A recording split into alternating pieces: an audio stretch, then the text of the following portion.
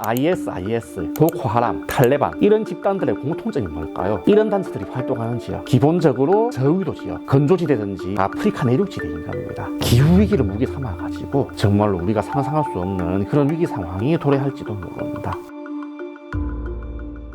가톨릭 관동대학교 지리교육과에 근무하고 있는 이동민입니다. 지리학과 역사학은 원래 뿌리가 같습니다. 지리학자, 지리교육 연구자기도 하지만은 선천적인 밀덕, 역사 덕후입니다. 제가 어릴 적에는 21세기가 되면은 세계에 평화가 온다. 그리고 올해는 냉전 체제가 끝난 지가 벌써 30년이 넘었죠. 베를린 장벽이 무너질 때만 해도 전 세계 사람들은 이제 전쟁은 끝났다. 평화가 올 것이다. 이렇게 환호까지 했었습니다. 그런데 현실은 어떻죠? 21세기가 시작할 때부터 9.11 테러가 나고 아프가니스탄 전쟁이 일어났습니다. 이런 전쟁이 거의 10년, 20년을 끌었고 후세인 정권이 타도되니까 IS가 준동을 해가지고 후세인 정권보다 더 무지막지한 테러, 민간인 학살 등등을 저질렀죠. 2010년을 전후해서는 시리아 내전이 일어나가지고 아직까지도 끝나질 않고 있습니다. 나이지리아에서는 보코하람이라는 아프리카판 IS, 탈레반이 준동을 해가지고 나이지리아는 물론이고 아프리카 전체의 안보, 평화를 위협을 하고 있습니다. 왜 그럴까요?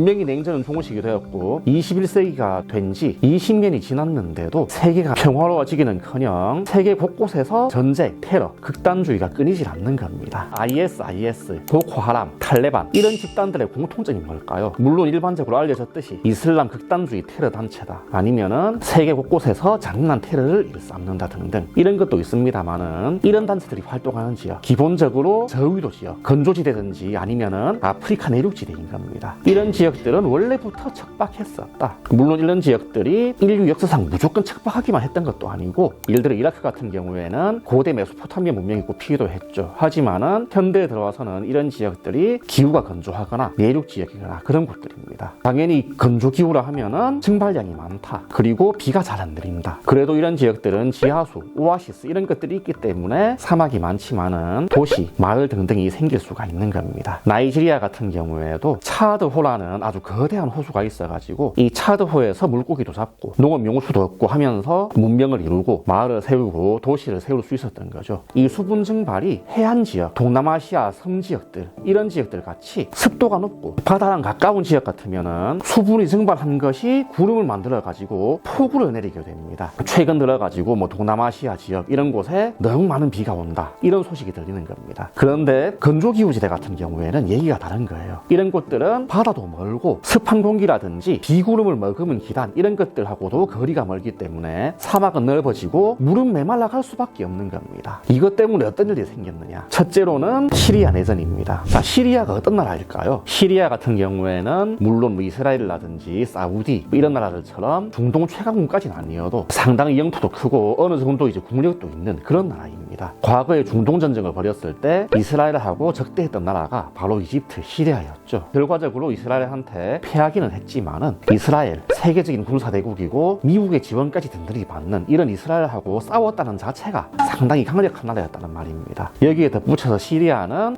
민주국가하고는 거리가 멀었다. 자, 현대 시대에 대대로 독재 권력을 세습하는 나라가 어떤 나라가 있을까요? 당연히 첫째로는 북한입니다. 북한도 그렇지만은 시리아도 그렇다. 시리아도 알-아사드 가문이 수십 년째 대를 이어가지고 독재를 해온 나라입니다. 여러 가지 이유가 있겠지만은 많은 학자들은 2010년 무렵에 일어났던 시리아 국민들의 대대적인 시위 때문이다. 이런 시위가 왜 일어났느냐? 여기에는 시리아 농민들의 경제 파탄, 생활 파탄이 관계가 있는 겁니다. 알-아사드 정권은 수십 년이 넘도록 대를 이어가지고 독재 정권을 유지하는데 어떻게든 성공을 해왔던 터였습니다. 그러던 것이 2010년 무렵부터 시리아 국내에서 대대적인 시위가 일어나면서 알-아사드 정권이 이 시위를 제대로 진압을 하지 못하고 결국에는 내전으로 비화가 된 겁니다. 이 정도의 거대 규모의 시위가 왜 일어났을까? 물론 여러 가지 이유가 있겠죠. 예를 들자면은 그 무렵에 일어났던 중동, 북아프리카 일대의 민주화 시위도 있겠고 알-아사드 정권이 너무 오랫동안 철권 통치, 대를 이어온 그 독재를 하다 보니까 국민들이 질렸다. 이런 요인도 있겠습니다만은 많은 학자들은 중동 지역의 가뭄, 흉년하고 시리아 내전이 관계가 있다. 이렇게 보고 있습니다. 시리아에는 2000년 2000년대 중반부터 유례 없는 가뭄, 흉년이 계속되게 됩니다. 한 해 두 해도 아니고 연이어서 흉년, 가뭄이 드니까 결국에는 농사를 포기하고 도시로 몰려드는 겁니다. 문제는 도시에도 이런 사람들을 받아줄 공간, 직장 이런 것들이 여의치 않았던 거죠. 예전 같으면은 농촌에는 농민, 도시에는 도시 공무원, 노동자 이렇게 살고 있던 시리아가 갑자기 농토를 잃은 가난한 농민들이 도시로 막 몰려오게 되면서 도시민과 농촌으로부터 이주민들 사이에도 굉장히 좀 알력이 붉어지고 이런 문제를 시리아 정부에서 제대로 해결을 못한 겁니다. 수십 년 동안 국민들을 어떻게든 잘 억압 내지는 구슬려왔던 알-아사드 정권도 결국에는 한계에 봉착을 한 거죠. 이런 문제는 시리아에만 국한된 것도 아닙니다. IS 죄 없는 사람을 붙잡아가지고 참수를 한다든지 인간으로서 천인공노할 테러 행위를 저지른다든지 문제는 이런 테러 집단들이 몇 년 동안이나 실질적인 국가까지 형성을 했었다. 국가를 형성하는 걸 넘어가지고 이라크 정부군조차도 여러 번 격퇴를 하고 이라크 정부군들이 미군한테서 지원받은 무기들까지 노역을 해가지고 정말로 세계 평화를 아주 심각할 정도로 위협을 했다. 그런데 왜 사람들이 이런